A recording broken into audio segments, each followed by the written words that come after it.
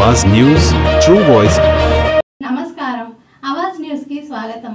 ఎల్లారెడ్డి పట్టణ కేంద్రంలో భారతీయ జనతా పార్టీ నాయకులు మరియు కార్యకర్తలు చట్టసభలో బీసీలకు 42% రిజర్వేషన్లు కల్పించాలనే డిమాండ్కు సంపూర్ణ మద్దతు తెలిపారు।